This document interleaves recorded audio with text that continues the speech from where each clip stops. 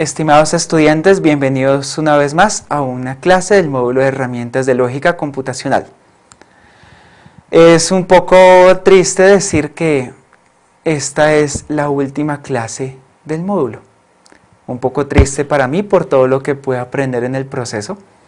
Aún soy malo dibujando en el tablero virtual, y ahí hay algunas cosas en que todavía hace falta una habilidad de locutor, así como ustedes también tienen pequeños detalles que no pudieron perfeccionar aún, pero esperamos, conforme la práctica y el tiempo, que se pueda lograr y puedan lograr sus propósitos de aprendizaje. Esta última parte es bastante corta y consiste en realizar ejemplos adicionales de demostraciones de teoría de conjuntos. Ya habíamos visto en las dos clases previas de la semana, tanto una lista de axiomas, como unas definiciones básicas de notación y unos ejemplos de demostración. Así que simplemente vamos a atacar un par de ejemplos más para pulir un poco. Y recuerden, no olviden mirar los ejercicios del libro. Y también la información del libro, que en ese tema está más o menos completa y tiene muchos ejercicios. Valga la redundancia. Volvamos entonces. Nuestro objetivo, entonces, como lo mencioné antes, es mostrar ejemplos. ¿Y cuál es la idea de ver ejemplos? Los ejemplos pueden inspirar a ustedes conocimiento, les pueden inspirar a ustedes confianza y además pueden ustedes familiarizarse con ciertas estrategias típicas.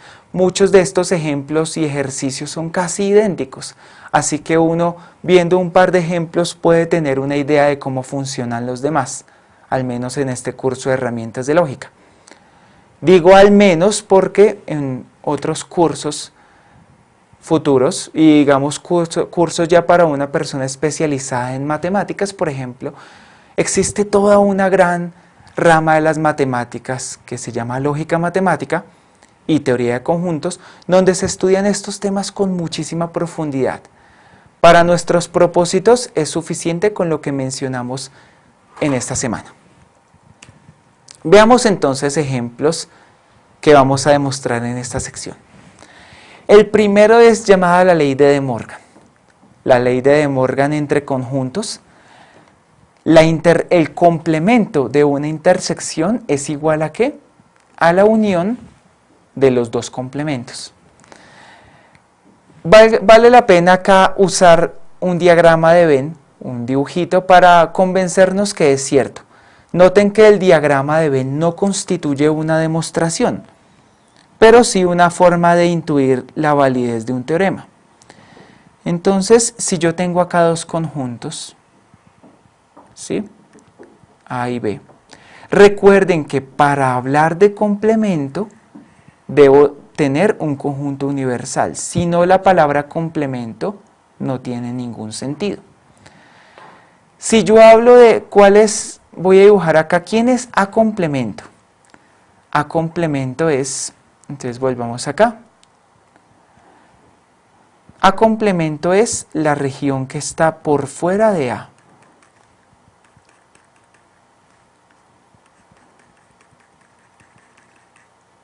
Esto incluye también estos pedazos. A complemento es todo lo que no está en A. Entonces esto es A complemento. Ahora, voy a hacer un dibujito. Como les decía antes, en todo este tiempo mi habilidad para dibujar en el tablero virtual no fue lo suficientemente desarrollada. Mil disculpas. B complemento es todo lo que está fuera de B en el dibujo. Fíjese que eso también incluye algunas partecitas de A. Aquí es B complemento. ¿Qué pasa si lo unimos? La unión de A complemento y B complemento, ¿qué es? Fíjese que prácticamente lo que está en alguna de las dos regiones prácticamente está cubierto todo el círculo. Cuando yo lo uno, está cubierto casi todo, casi toda la región. Les pregunto yo a ustedes, Al juntar las regiones, ¿qué es lo único que queda sin ser cubierto por las rayitas? ¿Qué es lo único que no está sombreado? Fíjense que lo único que no está sombreado es este pedazo de acá. Pongo una interrogación. Este pedazo de acá no está siendo sombreado, pero el resto, este pedazo fue sombreado al otro lado. Esto que no estuvo sombreado acá, estuvo sombreado al otro lado. O sea que prácticamente todo estuvo sombreado, menos ese pedacito del medio. Pero ese pedacito del medio que no estuvo sombreado, ¿qué era? La intersección de A y B, lo que era común a A y B. Así que a pesar de lo feo del dibujo, podemos evidenciar algo, y es que acá estuvo unido todo excepto A intersección B. ¿Y eso qué es? El complemento de A intersección B. ¿Listo? Bien. El diagrama entonces nos permite ver una intuición, pero ahora necesitamos axiomas para hacer una demostración formal. Demostración formal. Entonces acá la estrategia siempre, es para demostrar igualdad de conjuntos, uso a mi disposición el axioma de extensionalidad. Entonces quiero demostrar igualdad de conjuntos. Entonces, estrategia básica, puede que hayan métodos alternativos, pero el primer método básico es usar axioma de extensionalidad. Uso axioma de extensionalidad. Entonces, ¿qué es lo que debo demostrar? ¿Qué debo probar? Debo probar que para todo x, X pertenece al primero, que era A intersección B complemento, es equivalente a que X pertenezca al segundo conjunto, A complemento unido B complemento. Así que, ¿qué es lo que hago? Procedo a probarlo. Prueba. Entonces voy a coger acá, X pertenece a, como hacía en cálculo proposicional, que era partir de un lado y llegar al otro. Entonces, ¿qué significa que X pertenece a A intersectado B complemento? Pues bien, esto es un complemento, así que ¿cuál es la definición de complemento? Por axioma de complemento, ¿esto qué significa? Que X no pertenece, que no es cierto que X pertenece a A intersectado B. ¿Cierto? Recuerden que esa era la definición de complemento. Ahora, ¿qué significa por axioma de la intersección? ¿Qué significa esto? Esto es la negación de que lo de adentro, ¿qué es? ¿Qué significa que X pertenece a intersectado B? Pues eso ya los aprendimos. Eso significa que X pertenece a y que X pertenece a B. Esto lo desarrollamos aquí adentro. ¿Listo? Pero ahora, tengo una negación de una conjunción, así que ¿qué uso? La ley de De Morgan del cálculo proposicional. Fíjense algo interesante, y es que para demostrar la ley de De Morgan de conjuntos, usamos la ley de De Morgan del cálculo proposicional. Hay una relación muy estrecha que está aclarada en el libro, cierto concepto de dualidad sobre ciertos teoremas de cálculo proposicional que tienen análogos como teoremas de teoría de conjuntos. Esto pasa acá. Entonces continuemos.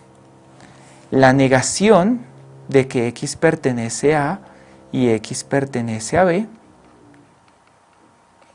es igual, por ley de De Morgan de cálculo proposicional, a decir que la negación de que X pertenece a, o recuerden que aquí cambia, o la negación de que X pertenece a B. ¿Listo? Recuerden que aquí cambiaba la ley de De Morgan. Pero ahora, esto es lo mismo que decir que la negación de que X pertenece a, por el axioma de complemento, Esto es simplemente decir que X pertenece a complemento y lo otro es decir que X pertenece a B complemento.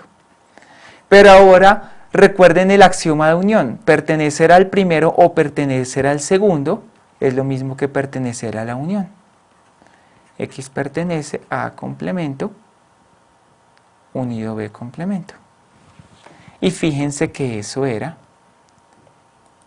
a lo que queríamos llegar, este lado derecho. Y acá el lado izquierdo del cual partimos. Fíjense que esencialmente cuando llegamos a este punto de que para todo X debemos probar esto, fíjense que esta prueba fue para todo X porque aquí no importó quién valía X en este razonamiento. Y si yo quiero escribir la prueba, debería escribirlo todo, desde aquí hasta la otra página. Ahí toda la prueba es hasta ahí. No se salta en pedazos. Algunos pensarían que la prueba es desde aquí. No, es todo. Todo eso completo es la prueba. ¿Qué debo probar y cómo lo hago? Pues bien, fíjense algo y es que se volvió un ejercicio cuando yo desmenucé, cuando yo llegué a este punto en que ya había desmenuzado todos los axiomas de las operaciones entre conjuntos, unión, intersección, etc., quedé con una expresión típica de cálculo proposicional, con P's y Q's, solo que acá como que este X pertenece a es como un P, X pertenece a B es como un Q, y se manejaría común y corriente cálculo proposicional. Así que se volvió una demostración típica de cálculo proposicional en ese instante. Y así son en general ese tipo de demostraciones de igualdad. Hagamos esta segunda, ejemplo de contenencia. Decir que A está contenido en B es equivalente a decir que B complemento está contenido en A complemento. En un dibujito simplemente, si A está dentro de B, cuando yo tome los complementos, ¿qué pasa con los complementos? Fíjense que el complemento de A es toda la región fuera de A y el complemento de B es toda la región fuera de B. Fíjese que como A es más pequeño que B, toda la región fuera de A incluye a toda la región fuera de B. Es decir, B complemento está contenido en A complemento. Ahora, dado que aquí dice es una equivalencia, recuerden que para hacer esa demostración lo normal es usar ¿qué? Doble implicación, método de demostración. Entonces, estrategia de demostración del teorema, prueba por doble implicación. No voy a hacer todos los pasos porque debo dejarles algún ejercicio como para que no simplemente vean la clase sino que piensen también. Entonces prueba por doble implicación, ¿qué significa eso? Pruebo dos cosas. Primero,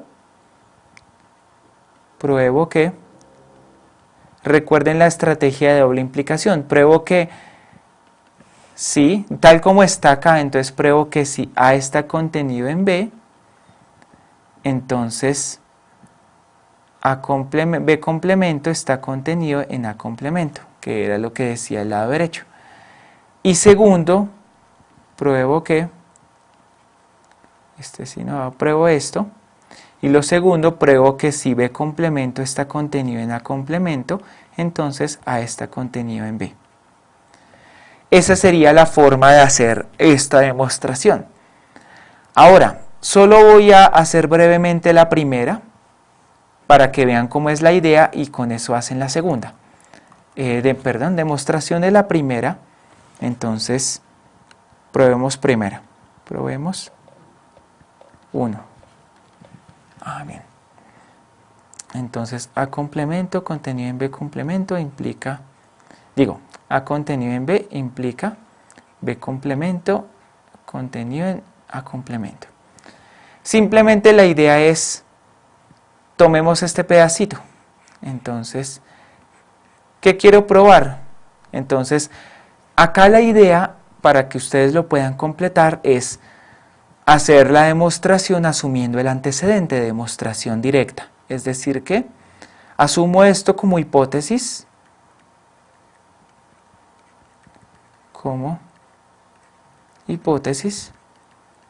y entonces acá me concentro en probar,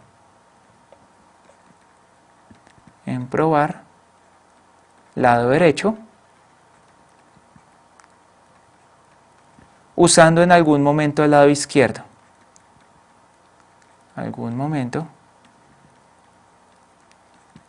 Lado izquierdo como hipótesis, como true.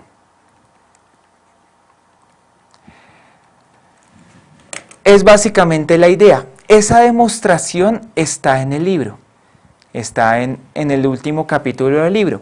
Entonces solo quiero mencionar que esa es la estrategia que se sigue. Y así es en general en estos teoremas de contenencia como apareció acá. Es usar algún método de demostración y generalmente hacer acá podemos hacer ya las distintas variantes, demostraciones directas, demostraciones por contradicción, etcétera, etcétera.